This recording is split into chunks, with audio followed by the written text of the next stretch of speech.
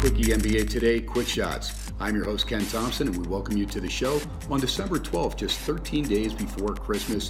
Boy, this month is surely moving fast. We've got a lot to talk about. We're going to review and preview what's going on in the NBA. We'll take a look at the hot topics and headlines as well, and we'll also help you as far as from the fantasy angle of things. We'll help you set your lineups, whether you're in a daily fantasy league or a year-long league. And then we'll get into the Vegas angle of things with our resident pro, Johnny Robb, one of the best in the business. If you've joined us before, you know it's a fast-moving 30 minutes. If you're tuning in for the first time, we hope we keep you as a viewer.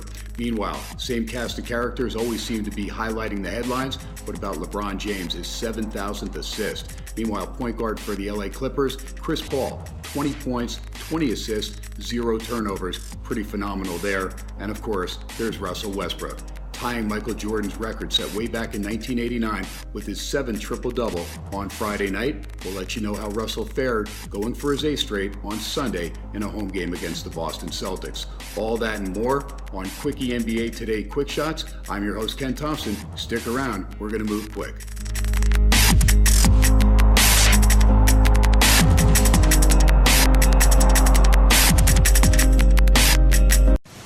Well, we'll start it off with our team challenge. If you missed our show last week, we're going to get you the replay. Why? Because we think we have someone up for an Emmy. That's right, Coach Dave Miller. He took that water bottle challenge and he took it to the limit. In fact, let's go to the videotape. Let's show you what happened last week. Well, guys, I'm all about the king and his rings. But listen, I've got skills to pay the bills. And when he comes to my town, he better bow down. So let's try this water challenge here in this gymnasium. I'm going to flip the camera so that we can get a good angle, and I'm going to try and get this bad boy up there. Now, again, I know where I'm trying to get to. I want to get up to the rim and see not just a made basket, but let me see if I can get it up there. So let me see. 1, 2, 3. There we go. Now, the best thing to do is to see up here, look where it got. LeBron James, you ain't got nothing on me. Denzel Washington, King Kong ain't got nothing on the coach. Peace out. Let's see what you all got. Like I said, Emmy material for Coach Dave Miller challenging King LeBron, Denzel Washington. You gotta love Coach's passion for the game. All right, let's take a closer look on what happened in all these games over the weekend. Had 24 big ones, 9 on Friday, 10 Saturday, concluded with 5 last night. Let's find out what our panel had to say. I know my favorite game was last night, the last of the last, as my Knicks took out the Lakers at the Staples Center. But let's see what our panel had to say about the 3-day weekend. Coach Dave Miller, so many great games to choose from. 9 on Friday, 10 more on Saturday, had 5 more last night on Sunday night. What about it, Coach? It's a plethora of games. What was Coach Dave Miller's favorite game of the weekend? Well, Ken, mine was actually the biggest surprise of the weekend. Golden State Warriors at the Memphis Grizzlies. Golden State entered the game on a 4-game win streak and was playing with great rhythm and poise. Memphis roster is still depleted, missing Mike Conley, Chandler Parsons, and Vince Carter. But they came out and they hit first. It was their defensive prowess that was extremely disruptive and took all the rhythm away from the Golden State Warriors. Golden State not focused at all and didn't really seem excited to play. They coughed it up 23 times. You see, when this Golden State team is clicking, they're like an Earth, Wind, and Fire concert. They have all the rhythm in the world. That wasn't the case. It was the grit and grind of the Grizzlies that was able to put an L in the Warriors' loss column. On Friday night, we saw Russell Westbrook get his 7th straight triple-double to tie Michael Jordan's record set way back in 1989. Coach, what about it? Houston ended up getting a 3-point victory. What about the Rockets and James Harden and company? Are they good enough to challenge Golden State in the West for the number 1 seed? Well, Ken, on any given night, anybody can beat anyone in the NBA. But I don't think there's a chance. I mean, quite frankly, I don't know if they're going to be able to beat the San Antonio Spurs. You see, when you look at the Spurs roster in Golden State compared to Houston, they're just better 1 through 12. And then it all comes down to defense in a playoff series. When you look at the identity as well as the ability of Golden State, the San Antonio Spurs, to be able to get stops, that's what counts. We all know that in the playoffs, the game slows down, and it's that half-court lockdown defense. That's what the Houston Rockets are lacking. James Harden playing unbelievable, good enough to win here or there, but never number 1 in the West.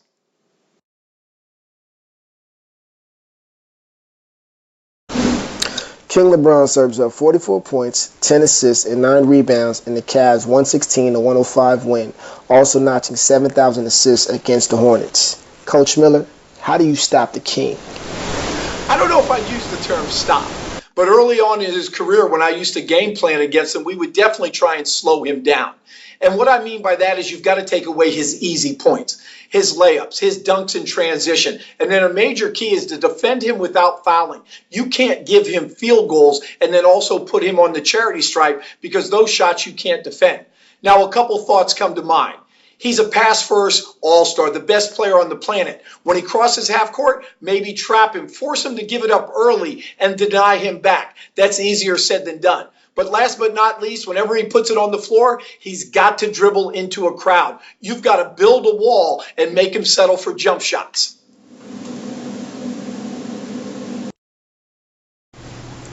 Marc Gasol and Tony Allen each scored 19 points as Memphis rolled the Warriors 110-89 on Saturday night for their 6th straight win. What do you think, Jay?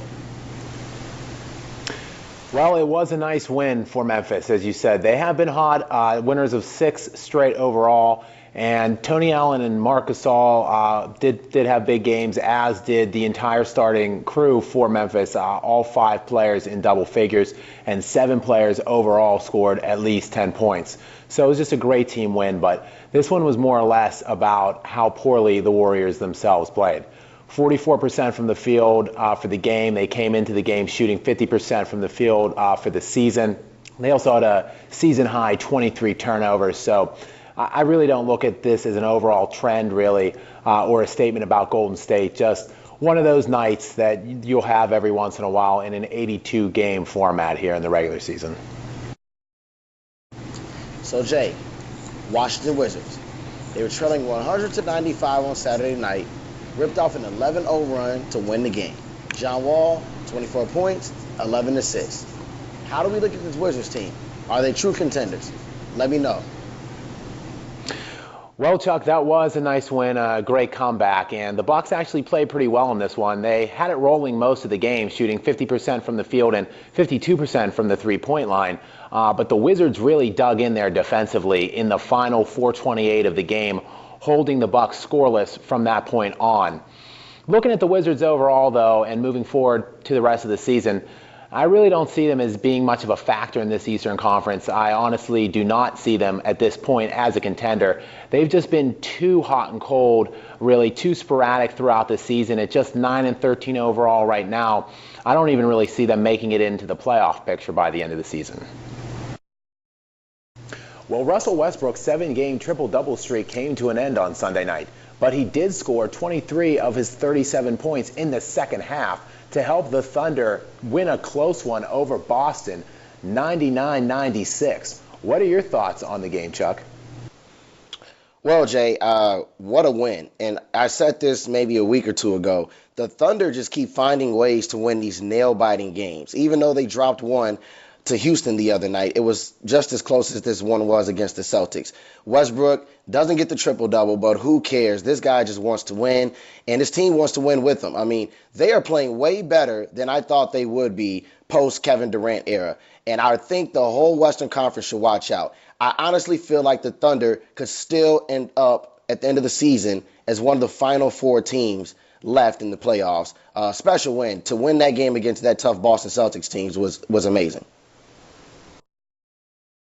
Well, after an entertaining first half, the Knicks edged out the Lakers 118-112 in Staples Center. Johnny, where was this one won and lost? Well, it's safe to say that this was lost with D'Angelo Russell. Being out the last few games, he was rusty. You could tell that he wasn't as confident in his shots. He was 1 from 8 in the field and 1 for 3 behind the arc. Had he had somewhat of a normal night, this could have been a victory, could have been a lot closer. And also on the flip side, the Knicks played a great game. Porzingis and Derrick Rose, very consistent, very high percentages for the night. Overall, as a team, shooting 45% from 3. Overall, it's a great game to watch. I think as D'Angelo Russell has a little bit more time back on the court, we'll see the Lakers pick things up. Lots of headlines in the news in the NBA, as always, especially with a Friday, Saturday, and Sunday, 24 games in all. How about Phil Jackson, Mark Cuban, Klay Thompson, Kristaps Porzingis, some of the guys that dominated the headlines. Also injuries, some happening over the weekend. And, of course, we had some of the guys coming back from injuries, including Derrick Rose back on the hardwood for the Knicks, Jrue Holiday for New Orleans, and the Lakers got a couple guys back in D'Angelo Russell and Nick Young, and Nerlens Noel made his debut for the Philadelphia 76ers. We'll talk about those headlines right now on Quickie NBA Today. How you doing, Coach? Let's start with the injury report. Any major injuries that happened over the weekend that we need to know about? Let us know. Keep us updated. What's going on, Chuck? Well, the most terrifying fall I saw of the NBA weekend happened in Oklahoma City versus the Boston Celtics. With 5 seconds left on the clock, Victor Oladipo was going to the left corner on a closeout with Jonas Jerebko ready to shoot the ball. It was a great multiple effort play. When Jonas saw him flying with his hand contested, he gave that old-fashioned pump fake.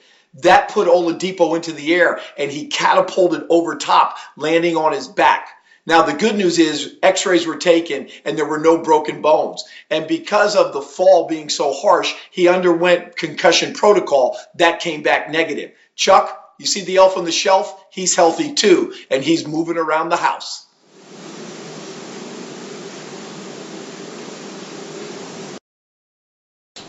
Was New York Knicks president Phil Jackson out of line by publicly criticizing Carmelo Anthony?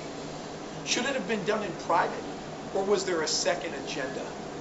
We all know how Phil operates. Tracy, you played 12 years in the league, had 14 different NBA head coaches. How would you have handled it? Well, one of those 12 coaches was Phil Jackson, so I would have handled it differently. I would have been behind closed doors with Carmelo, handled it that way. There may have been an agenda behind it. You never know with Phil because he's always trying to get into your mind, motivate you in some type of way. But you don't handle things in the public, especially with your star player. If I was Phil, I would have handled that with Carmelo behind closed doors.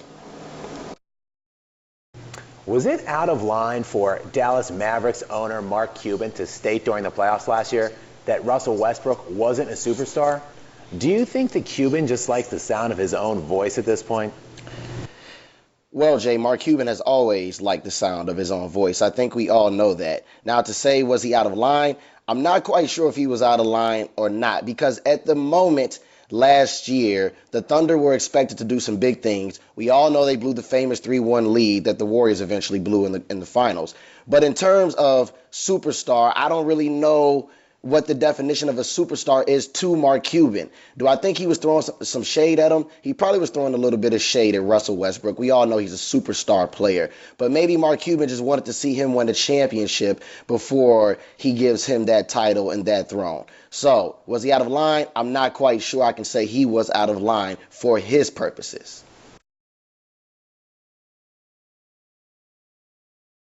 Well, Klay Thompson came from a season high last week to a season low this weekend.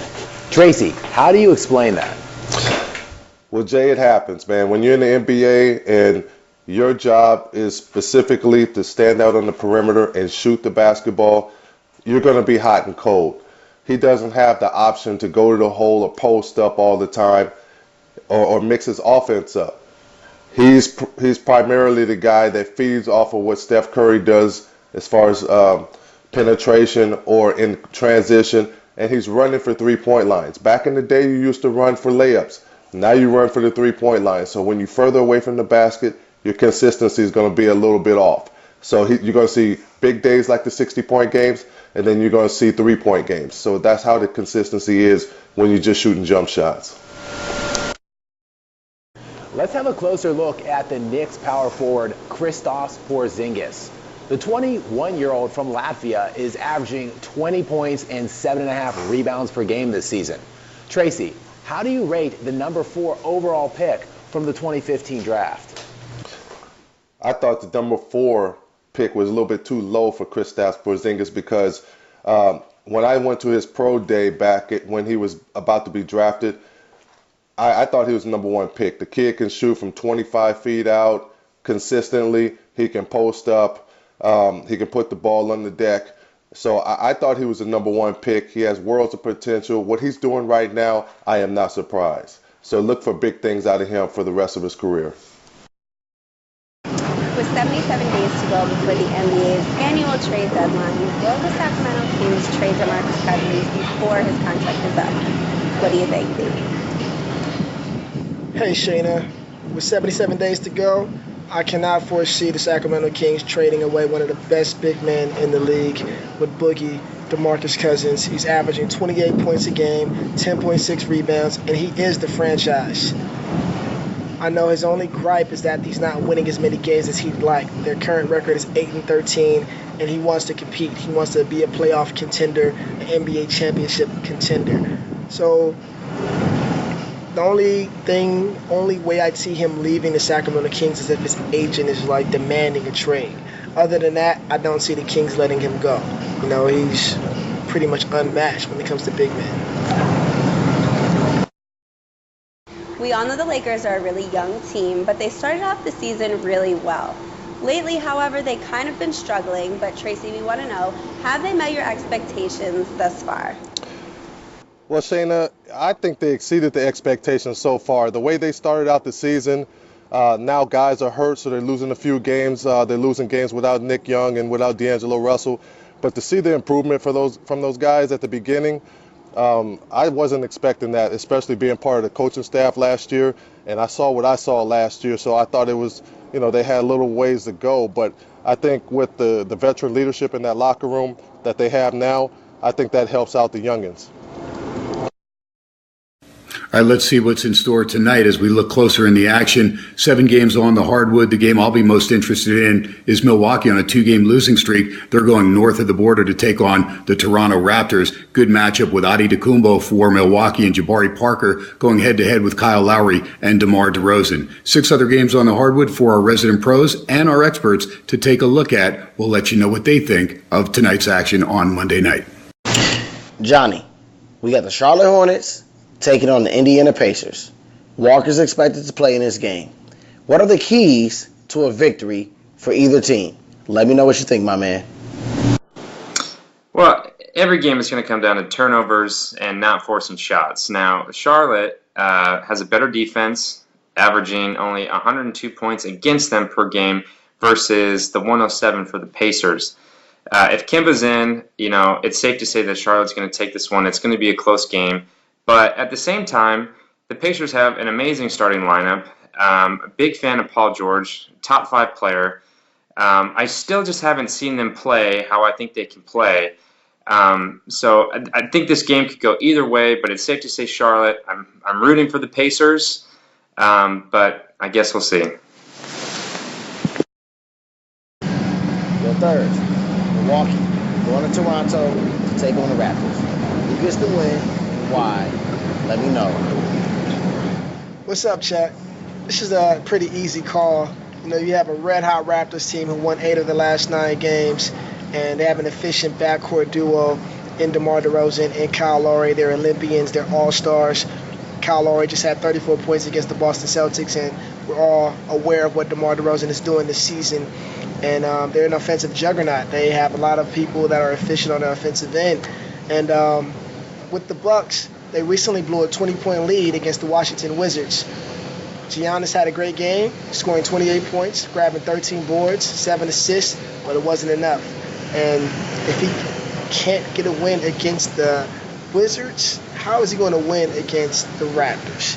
They're probably like top 3 in the league in offense.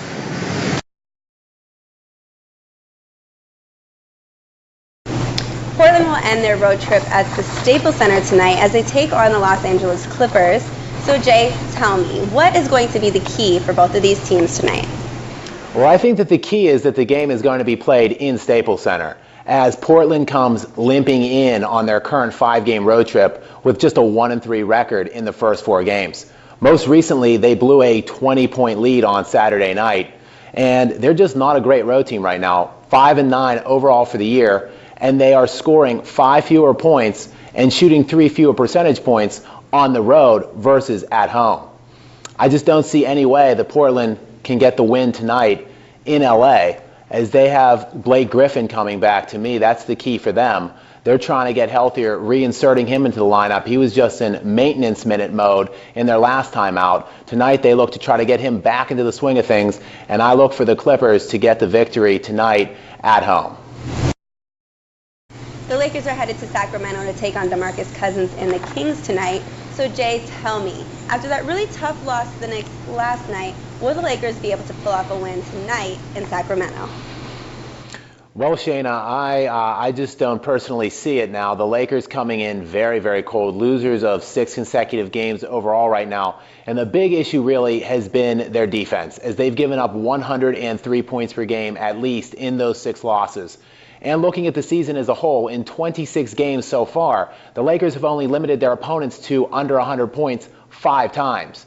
They are 4th worst in the NBA in defensive points per game at this time. They are getting healthier now as they're getting some of these returners back. Russell is now back from injury. But even with the health in mind, I still do not see the Lakers getting off this losing streak. I think they push it to 7 straight losses tonight in Sacramento.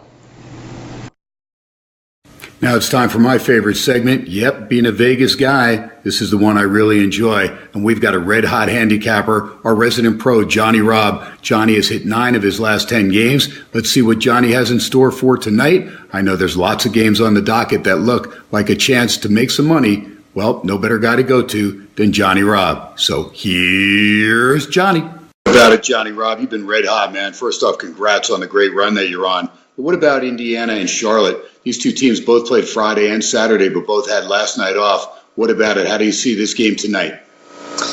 Well, the stats tell me Charlotte, better team defensively, averaging 102 points against versus Pacers 107. Kemba Walker, questionable, but supposed to play. With -2 to cover on the Charlotte side, that's where my head says I should go, but then my heart says go with the Pacers. I love that lineup. They haven't played how I've expected them to play, but I still think that they can play how I think. And I think that tonight they could come out and definitely get the win, especially at home. Just had a great game against the Trailblazers. So my gut tells me Pacers, but I really just don't know. If I had to bet, though, I'm going with Paul George. All right, Johnny, what about the Young Bucks trying to get back on track? They've dropped 2 in a row. Toronto at home. We know they do their best work there. I'll tell you what, this Toronto team's pretty good against the Vegas number. Johnny Robb, what do you got for tonight? Can Jason Kidd's kids get it together? As far as covering the spread, I think that Jason's kids can get it together. With plus 7.5 to cover, I think this is going to be it's going to be close, but I think that the Bucks will cover it. We've got some great players over here in Toronto. DeMar DeRozan putting up huge points this season, and having that home advantage, always makes things a little bit scary when you're going against. But I really believe in these Bucks and their ability to keep the score close, not necessarily win. So my money is on Jason Kidd's kids.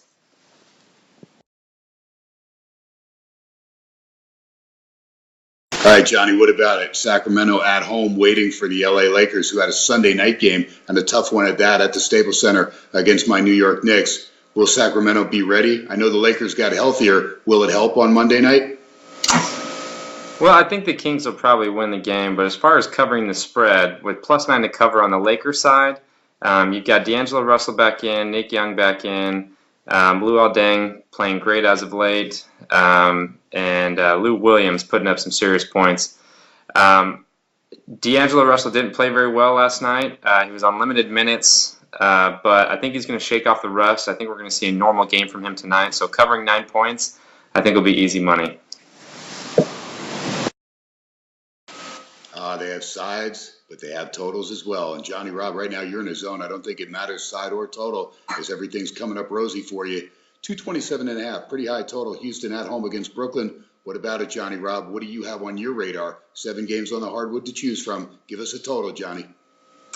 I'm going to go with the Clippers versus Trailblazers tonight, and I'm going to go under 219. Clippers are a good team defensively. Both teams have great scoring ability, but I think we're going to stay right under that threshold, and that's going to be my over-under bet for tonight. Talked a little bit about sides, talked a little bit about totals, but they also have money line. Every now and then, a good solid handicapper will find a good place to jump on a money line, try and make a little extra dough. What about it, Johnny? 7 games to choose from on the hardwood. Any good money line plays tonight?